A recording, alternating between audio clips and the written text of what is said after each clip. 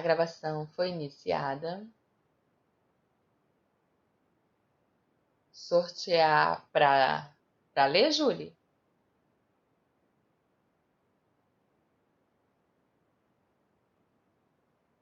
Sim, Caio, eu vi, eu respondi o seu e-mail ontem. Vou considerar o último que você enviou, certo? O último que você enviou é que eu separei para correção, tá? Pontinho? A gente pode pensar num extra para quem lê.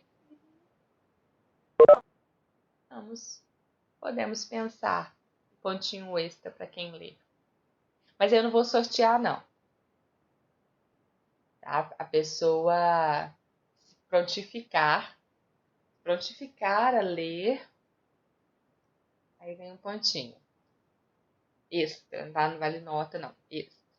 Mas eu não vou obrigar nem indicar, tá bom? Então fica combinado assim. Se quiserem, próxima aula. Ok? E só reforçando, viu, Caio? Vou considerar o seu último texto, o último e-mail que você me enviou. Certo, meninos? Olha só, a gente já começa com um ponto que eu acho bem interessante, gente. Página 18 é o livro de atividades ainda, a gente encerra ele hoje, tá? Semana que vem eu começo o volume 4. Próxima semana, depois das possíveis leituras de biografia, né? Autobiografia no caso, né? Autobiografia. Depois das possíveis leituras, a gente começa com o volume 4. Pois é. Mas os essenciais, Caio, os essenciais. Porque, na verdade, tudo que está no livro de atividade é extra, né? O conteúdo está mesmo na apostila. Né? O conteúdo está mesmo na apostila. E tudo que vem no livro de atividades é extra. Não tem assunto novo, né? Então, assim, lógico, se a gente conseguir fazer tudo, é massa, mas também, assim, se não fizer, vocês não têm prejuízo de conteúdo. Não tem prejuízo, né? Então, olha só, essa parte eu já acho bem interessante. Falar demais não é o mesmo que argumentar. Ó, Matheus que gosta da frase. Essa frase é bem interessante. Falar demais não é o mesmo que argumentar. Às vezes a pessoa acha que tem que colocar um texto enorme e tal. Não, não significa que um texto com muitas linhas vai ser melhor do que um texto com poucas linhas. O que importa é o conteúdo. A argumentação é o quê? Argumentar é você defender o seu ponto de vista. Né? Você defende o seu ponto de vista a respeito de um tema. E defender é colocar argumentos, justificar. Não é ficar naquela. Por quê? Porque sim. Sabe aquela história? Porque sim não é resposta? É bem isso. Aí veja o subtítulo aqui. Falar bastante é o mesmo que exercer a liberdade de expressão? O mundo da tagarelice produz mais ruído ou mais sentido? Essa é a reflexão proposta no texto a seguir. Então, o que a gente vai pensar é o seguinte: será que falar muito é dizer muito? Esta frase do início aqui, o título eu já gostei muito, gente. Ó, quando vocês fiquem sempre observando títulos de textos quando vocês vão ler, para vocês se inspirarem no texto. Olha esse título, Mundo Tagarela. Olha como ele, de certa forma, já dá opinião. É um título curto, 2 palavrinhas só, e indiretamente, no título já tem a opinião do autor. Ele está falando do mundo todo, e ele está falando o que desse mundo todo? Que ele está muito tagarela. O que é ser tagarela? Falar demais, mas não dizer muita coisa. Ou às vezes não dizer nada. Então, vocês enxergam isso? Assim, que só com esse título curtinho a gente já sabe a ideia que ele vai defender no texto. Por isso que um título é interessante. Por isso que é bom vocês ficarem prestando atenção nos títulos Para ter ideia, o mundo tagarela. O mundo está tagarela. O que é isso? É todo mundo falando demais e dizendo muito pouco. Bom, né? Já. Pois é. Esta frase do início também eu gostei muito. O silêncio não causa sede e é um traço de nobreza. Olha essa frase. O silêncio não causa sede. Meninos, sede não é uma coisa boa. Sentir sede não é uma coisa boa. E o que é sentir sede? Quando você fala muito, você fica com sede, não é? Eu fico dando aula com a minha garrafinha aqui do lado, porque eu fico falando, e dá sede. Falar muito provoca sede na gente. E aí, olha o inverso que ele faz. O silêncio não causa sede. O silêncio, então, é bom. Porque sede é uma coisa ruim, né? Ter sede significa que está faltando algo em você. Então, ele está dizendo que o silêncio não causa uma coisa ruim em você. E ele completa, e é um traço de nobreza. O termo nobreza é sempre relacionado a algo bom. Né? Fulano é nobre, nobre de sentimentos, nobre de pensamentos. Então é sempre um termo que traz para as coisas boas da pessoa. E aí é um texto extremamente interessante que vai falando muito sobre filósofos. A gente leu ou não? Vocês se lembram dele? Boa parte das coisas que eu estou falando aqui já respondem as questões, né? Então, assim, não vou passar questão por questão, não, porque boa parte do título eu já estou falando. Como ele não é um texto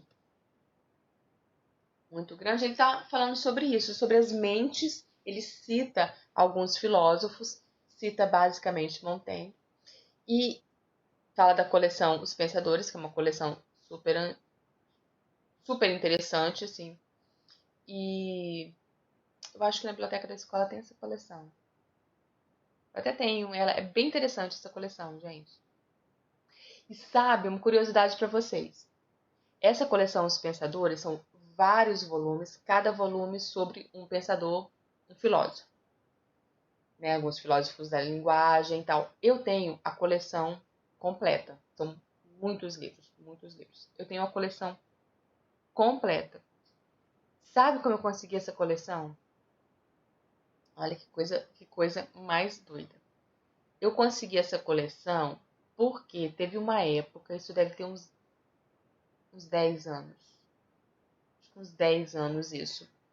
A revista Caras, revista de... Tá passando carro de som.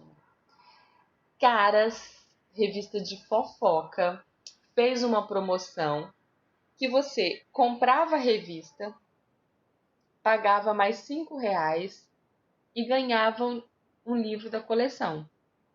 E a revista na época era muito barata, então o livro saía muito barato, sabe? Porque era o preço da revista e mais R$ 5. Os livros são capa dura, a coleção completa, todos os livros capa dura, sabe? Pois bem, meninos, eu fiquei meses comprando revista Caras por causa dos pensadores. Eu não leio. Gente, a maior parte das pessoas que saem Caras eu nem sei quem são. Como eu não vejo, a maior parte das pessoas eu nem conheço. Eu pegava aquela revista e olhava assim, quem são vocês? Não conheço ninguém. Não conheço ninguém. Não conhecia ninguém. Mas eu comprava a revista com R$ 5, ganhava o livro. E assim eu montei a minha coleção completa dos pensadores, capa dura. Bem, valeu a pena. Valeu a pena. Depois me desfiz das revistas. Também. Mas eu adorei, assim, né, gente? Alguma coisa. E super a ver, né, gente? Super a ver, né? Assim, uma revista de fofoca que faz uma promoção com livros de filosofia. Não, valeu muito a pena, né? Dá até pra gente pensar assim, né? Qual a relação, né? Qual a relação? Uma revista de fofoca, celebridades, fazendo uma promoção para filosofia. Então, todos, sabe? Aristóteles, Platão, né? Enfim, a coleção é maravilhosa. Maravilhosa. Pois bem, alguma coisa do texto aqui? Querem comentar? Alguma coisa das questões? Essa foi a página 19. Eu tinha pedido a interpretação de página 18 e 19. Leitura da página 18 e o exercício da página 19. Alguma coisa que vocês querem aí? Acho importante aqui a questão 3. Vou falar da questão 3 porque ela traz uns argumentos bem interessantes para vocês. Ó, contextualização. Todo texto é importante você contextualizar. Contextualizar é situar o texto numa época, numa situação específica. Exemplos. Vou continuar com o autor da nossa aula de hoje, trazido por Matheus, o Hemingway. Continuar com ele. Hemingway era americano, mas morou muito tempo em Paris, França, e morou muito tempo em Havana, Cuba. Os textos dele, produzidos nesses lugares, são completamente diferentes. Por quê? A vida dele em Paris influenciava a escrita dele naquele momento. Em Paris, ele estava com a esposa, a filhinha, convivendo muito com outros escritores e outros filósofos, então tinha sempre muita sempre, gente, sempre praticamente todos os dias, discutindo, conversando, discutindo ideias e tal, então ele recebia muitas ideias de outros escritores e de outros filósofos, e isso, claro, que influenciava o que ele estava escrevendo naquele momento. Quando morou em Havana, ele morava numa casa que era bem isolada, meio um sítio, sabe? Cheio de árvores e tal, perto de uma praia. Um lugar lindo, uma casa belíssima. Mas ele vivia bem, não totalmente isolado, mas bem isolado em relação àquela vida dele em Paris.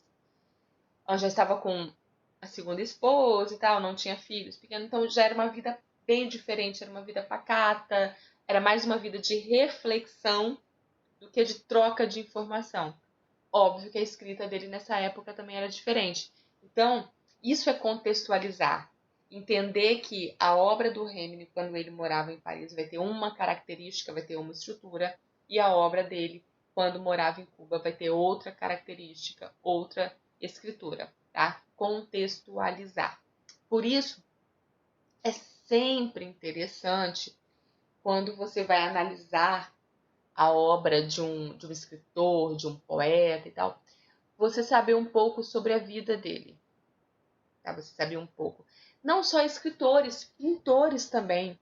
Você vê, por exemplo, o Van Gogh, pintor Van Gogh, muitas das obras dele, que são assim, as coisas meio psicodélicas, assim, mas o Van Gogh tinha surtos, né? E ele pintava durante o surto que ele tinha. Então era aquela coisa bem, como é que eu posso dizer? Bem subjetiva. Então é sempre interessante a gente contextualizar o autor, tanto na vida dele quanto no momento histórico do país e do mundo, para poder entender a produção artística dele. Toda a produção artística, né? Escritor, músico, pintor. Exatamente, Caio, foi durante um surto. Né? Depois, questão polêmica. A questão polêmica dessa obra aqui, desse texto aqui, é como se expressar. Então, ou seja, quando você vai argumentar, quando você vai discutir com alguém, normalmente é porque a pessoa tem uma ideia diferente da sua. Né? E a gente tenta argumentar com quem tem uma ideia diferente, porque senão vão ficar as duas pessoas dizendo a mesma coisa. Então, normalmente a argumentação é feita no sentido contrário. E a tese importantíssimo, isso para todo o texto argumentativo, gente. Ano que vem, no 9º ano, vocês vão estudar já a dissertação, aquela dissertação modelo Enem, então já é interessante para saber. Tese é o seu ponto de vista, aquele que você vai defender, tá? Vejam isso. Vou até escrever aqui no chat. Tese é ponto de vista, aquilo que está sendo defendido, tá? Importante que, exemplo do Enem, na redação do Enem você defende seu ponto de vista, mas ele não é questionado. Por exemplo, se o tema da redação seja a obrigatoriedade do voto, aproveitar a eleição e usar isso como tema. O voto deve ser obrigatório ou não? Se eu, Fabrisa, acho que o voto não deve ser obrigatório, mas eu vou corrigir a redação de alguém que acha que o voto deve ser obrigatório, eu não posso tirar ponto da pessoa por conta disso. Tá? A gente não é questionado o que a pessoa pensa. É questionado a forma como ela defende aquilo que ela pensa. Tá? É isso que é levado em consideração quando são corrigidos textos argumentativos. Ok? E aqui ele vai falando sobre os tipos de argumento. Para argumentar, ou seja, quando eu vou argumentar, eu vou defender meu ponto de vista. O que eu posso usar para defender meu ponto de vista? Eu posso usar uma alusão histórica, tá? Colocando aqui no chat. Peraí. O que usar para defender o ponto de vista? Defender o ponto de vista é argumentar, né? O que eu posso? Primeiro, eu posso fazer uma alusão histórica. Alusão histórica. Eu cito um fato histórico para comprovar aquilo. Sabe? Fatos históricos que quase sempre aparecem nas redações. Revolução Industrial.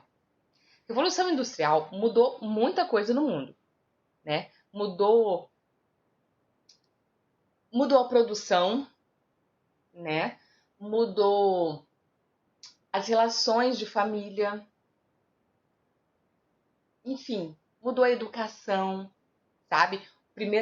A primeira definição, assim, a primeira vez que a educação foi pensada em prol de alguma coisa foi depois da Revolução Industrial, porque precisava de pessoas capacitadas para poder operar aquelas máquinas. Então, a Revolução Industrial trouxe esse movimento de mudança, inclusive na educação, sabe? Então, muitos assuntos que a gente trabalha usam como alusão histórica a Revolução Industrial. Mas diversos outros, por exemplo, em redações ultimamente a respeito da pandemia, alguns alunos citam a peste negra. Tá? Então, você cita algum ponto da história. Outro ponto importante, citação filosófica. Citar um filósofo. O próprio autor aqui do texto fez isso, né? Ele faz citação filosófica. E aí eu recomendo vocês o seguinte: vocês têm muito acesso a citações filosóficas nas aulas de filosofia. Vai pensando isso, olha, vai pensando assim, lá na aula de história. Sabe, gente, quando o professor de história está contando algo lá de trás. O professor de história de vocês é o Alexandre, né? Alexandre está contando algo lá atrás. Aí o Alexandre pega e compara com algo da realidade atual. Alexandre está fazendo alusão histórica.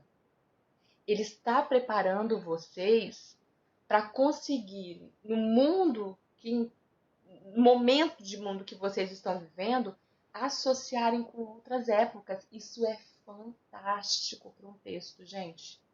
Fantástico. Eu fico reforçando isso porque às vezes uma coisa que eu vejo é assim, o professor de história, o professor de geografia, o professor de filosofia, ele saiu do conteúdo da apostila, começou a contar sobre coisas que ele viu no jornal, que ele leu. Aí o aluno, ai, o professor está batendo papo, eu não vou prestar atenção. Não. É aí que vocês precisam. O professor está dando para você pronta aquela análise da alusão histórica. Isso, relacionar os tempos passados com os de hoje. É isso que ele está fazendo com vocês, entendeu? Porque não adianta nada a gente aprender do passado se a gente não conseguir associar com o nosso presente. Então, o Alexandre, o Enzo, sabe, o Flávio, quando eles estiverem fazendo isso, fiquem muito atentos. Eles estão desenvolvendo em vocês essa capacidade de fazer as relações.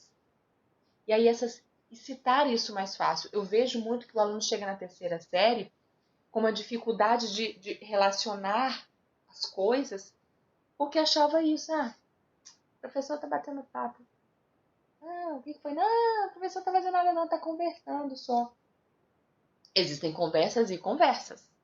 Óbvio, claro, né? Mas tem que perceber que a conversa, se ela não está trazendo essa relação, tá? Essa relação do passado com o dia de hoje, ok? Então, alusão histórica você pega muito nas aulas de história e de geografia. Pega em todas, gente, mas mais nessas duas, tá? Citação filosófica. Aulas de filosofia prontinhas ali, né? Prontinhas ali. Terceiro, argumento de autoridade. O argumento de autoridade é bem parecido com a citação filosófica, mas ele não vai usar o filósofo, ele vai usar alguém especialista naquele assunto. Por exemplo, eu vou citar um médico, sabe? Se eu quero falar alguma coisa sobre leis, eu vou citar um advogado. Eu cito pessoas que são especialistas naquele assunto. Ser autoridade no assunto é isso. Você fala assim, fulano é uma autoridade naquele assunto. Ok? Então, fulano tem conhecimento naquele assunto. Certo? Argumento de autoridade. E, por fim, dados estatísticos. Isso, exatamente, Matheus. Exatamente, foi um argumento de autoridade. Dados estatísticos. Tantos por cento da população e tal. Onde você pega dados estatísticos? Geografia. Já reparou como tem gráfico em geografia? Muito gráfico em geografia. Matemática, quando vocês estão trabalhando com dados, com porcentagens, é ali que você pega. E meninos, olha só, citei os 4 para vocês. Alusão histórica, citação filosófica, argumento de autoridade e dados estatísticos. E, importante, sabia que na redação do Enem, você tem que obrigatoriamente usar 2 destes 4 para conseguir uma boa nota na sua argumentação. Nessa parte que a gente está trabalhando aqui, a argumentação. Então, para o seu texto ser bem argumentado, o corretor vai olhar se você citou pelo menos 2 destes 4 que eu falei com vocês. Então, deixem anotadinho aí, fiquem sempre atentos para isso. Claro que eu vou repetir isso para vocês em outros momentos, né? Vou repetir isso para vocês em outros momentos. Mas, fiquem sempre atentos isso nas outras aulas. Nas aulas dos outros professores. Ok?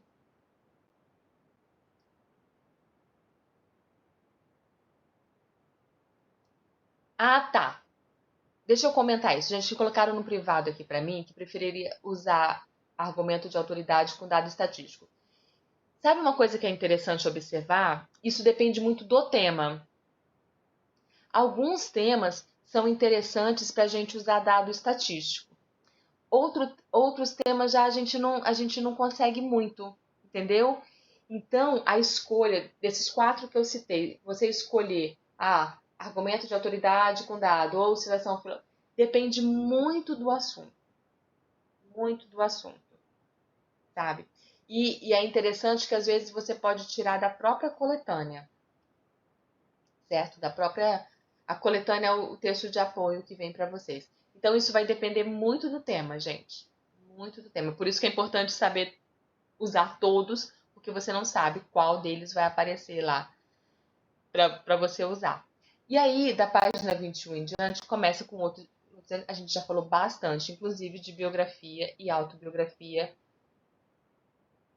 né? Pois é, nosso tempo. Corrido demais, gente.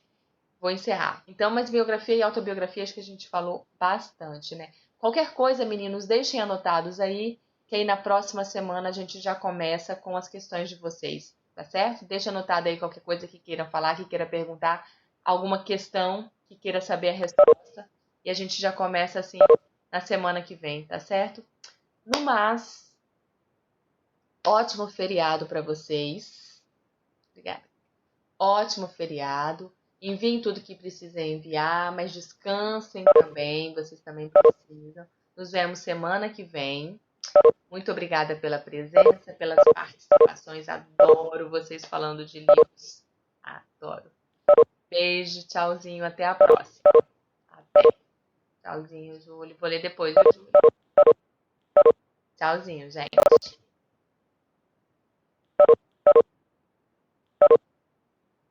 Obrigada, Malu. Obrigada.